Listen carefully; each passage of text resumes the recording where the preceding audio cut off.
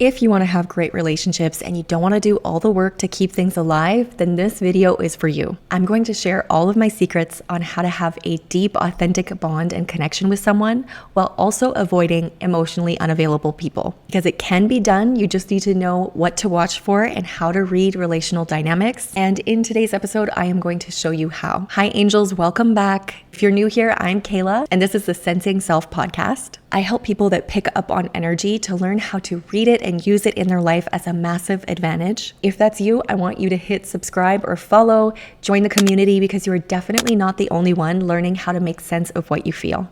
If you want to be someone who feels seen, loved, heard, and appreciated in all of your relationships, doesn't mean that you have to be the one doing all the emotional labor only to be hurt in the end. This episode is going to teach you how to do this with all the relationships in your life. So whether this is you in love, friendships, family life, or even work life, today I'm going to teach you how to read the energy of a relationship so you can stop attracting emotionally unavailable people. Because to be honest, this is what I see as the most common problem for the empaths that I work with. When you are someone who can sense a lot, feel a lot, and pick up on what other people need, you naturally fall into the role of the giver in relationships. Which means in love, you're the one who pours your heart out only to get breadcrumbs in return.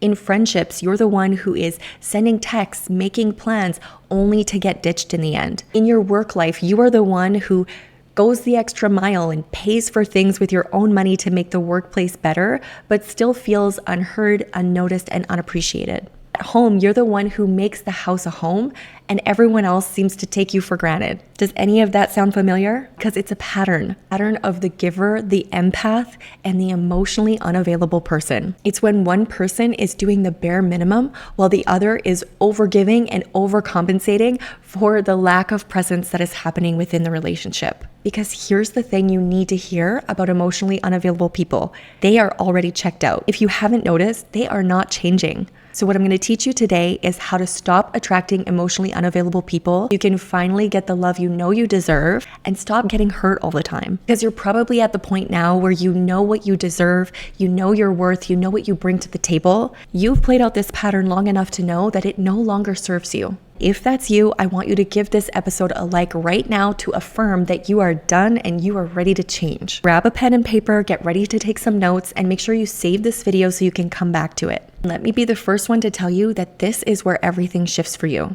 Because the same skill that you use to read the room and know what other people need is about to serve you as a massive advantage. So you can stop overgiving and finally get what you deserve. Now let's get into it. First thing I want to say is something that I alluded to already. This is that if you are attracting emotionally unavailable people, this is a pattern, and it's a pattern that you've probably been playing out for many, many years. In order to stop attracting this pattern, you have to be able to see it as it is happening. And it's not about blaming other people or criticizing others. It's about recognizing when and where and how this pattern keeps playing out in your life. Pattern in relationships often goes unnoticed because it's something that lies underneath the surface. It's unconscious, unseen, and it's something that we just play out without even thinking of it. To be honest, it's actually kind of fascinating because once you start to learn how to read patterns, you realize it's like understanding the rules to how the chess pieces move across the board. Once you know that, you can start making moves that actually serve you instead of feeling defeated every time. Here are 4 things to watch for in the relationship pattern between the overgiver and the emotionally unavailable person. Before we get into it, I need to quickly explain the process of pattern recognition because each one of these 4 things to watch for fit into that part of the process. In order to recognize a pattern, you need to understand the process of pattern recognition. Here's how. First, you need to know the sensations or sensory profile of what it is that you are picking up on. I'll explain what this is for emotionally unavailable people in just a moment, but for now, just remember that the first thing you need to be watching for are sensations and sensory profile, which is how it actually feels in your body. The second part of the process of pattern recognition is then what your brain does with that information and how it gets organized. A lot of times this is black or white thinking, this or that thinking. We will get into how this tracks with overgivers and emotionally unavailable people in just a moment. Just stick with me. The third part of the process is how your brain clocks the sensation against the past. This is where old bad habits come in. I'll tell you what to watch for so you can stop repeating the same old cycles. In the fourth and final process of reading an energy pattern is what do we then do with that information? How do we act it out? What behaviors do we then act out as a result of our internal programming? Just to recap,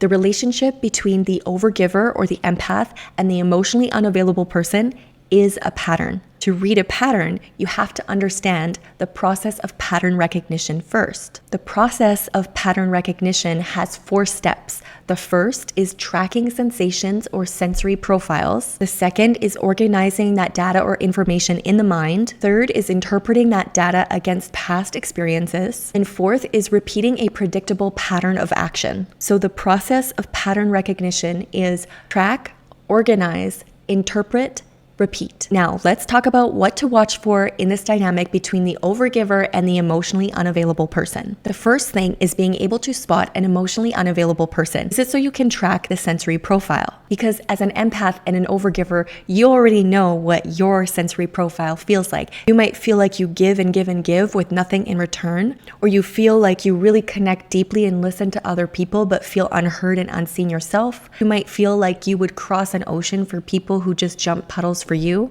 That's the sensory profile of the overgiver and the empath. But for the emotionally unavailable person, it's often different.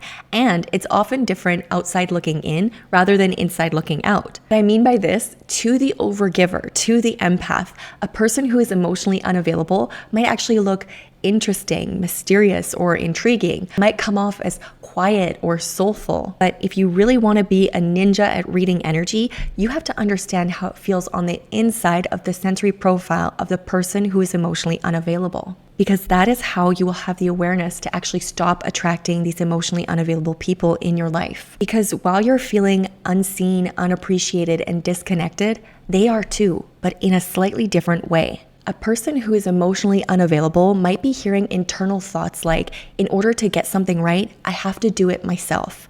Instead of, no matter how much I try, nobody seems to notice. You see the difference between performance and pressure, the emotionally unavailable person. These types of people are often fueled by performance and pressure. A person who is emotionally unavailable might be thinking thoughts like, this is all on me, I can't mess this up, people are watching, rather than, nobody seems to notice me, why am I always getting interrupted and overlooked? You start to understand the sensory profile of the emotionally unavailable person, you realize it's just a mask of protection. Oftentimes, there's a fear of vulnerability and lack of trust, which is very human. The next time you find yourself around someone that you think might be emotionally unavailable, just ask yourself this. Do they seem driven by performance, pressure, or expectations? Do they seem to have a fear of vulnerability or a lack of trust? Then I want you to stop yourself right there, because a lot of times what empaths start to do here is they start to feel bad for the emotionally unavailable person. But before you do that, you need to move on to the second part of the process. Once you've detected that someone might be emotionally unavailable, the second thing you need to do is you need to track the facts. This is your black or white thinking. This is where you really challenge your old ways of thinking. Instead of thinking, oh, this person is a perfectionist, let me people please and shapeshift so they know they're safe with me and they don't have to be perfect around me. Don't do that, because that's you overgiving and overcompensating again. I want you to challenge your way of thinking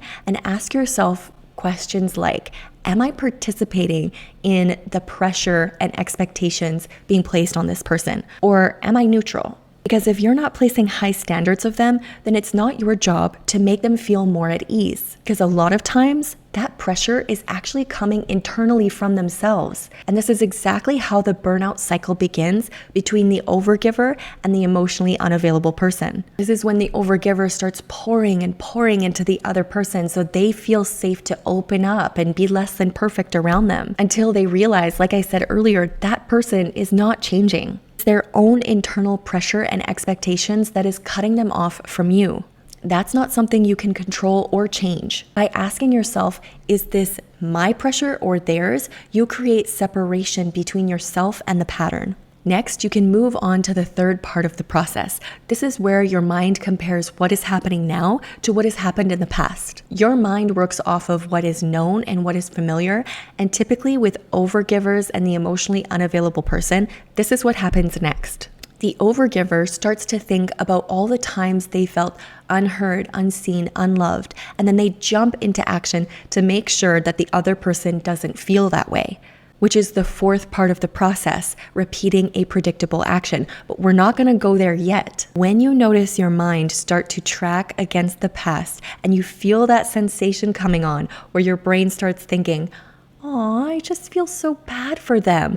Stop right there. That's where you need to pump the brakes. It's right at this moment that you need to practice your lean back. And this doesn't mean that you don't care. This doesn't mean you go numb or you disconnect. It means you separate your old past stories from what is happening right now in front of you, which means your stories of no one sees me, no one cares, no one seems to get it. Those are your stories. That doesn't mean they aren't important or that they didn't happen. It just means that that doesn't necessarily mean that's what's happening for the emotionally unavailable person right now. In fact, their mind is probably tracking to times where they were emotionally vulnerable and they got dismissed or punished for it. They might be thinking about somebody that they loved who was overly emotional and got hurt. More than likely, there is a life or death survival story that's all tied up into their identity and who they are. Your job in that moment isn't to save them or help them to feel better. It's to realize that your stories are different from their stories. You can have compassion without needing to fix their problem or their stories.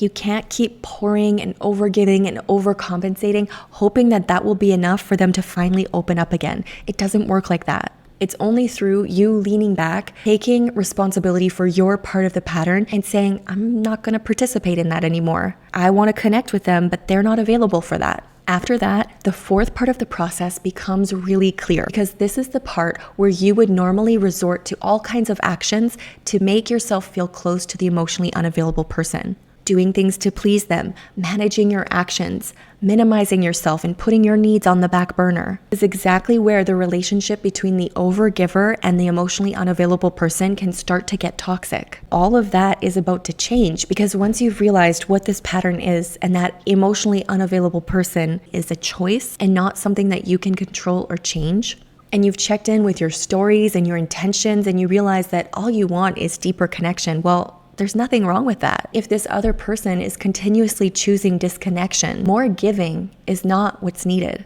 More compensating isn't the answer. Usually the answer is distance. Usually the answer is putting some of that energy that you would normally put towards them into yourself. And this doesn't mean you have to cut off the other person forever. It just means you see the pattern now and you're choosing to act differently. And from there, you will stop attracting emotionally unavailable people and start actually getting the love that you know you deserve. I hope this episode helped you. If you know somebody who needs this, make sure you send it off to them. If you want to become an expert at reading energy patterns and detecting relational dynamics, make sure you check out the link below to learn more about the Sensing Self Leadership Program. And I will see you back here next week for another episode of the Sensing Self Podcast.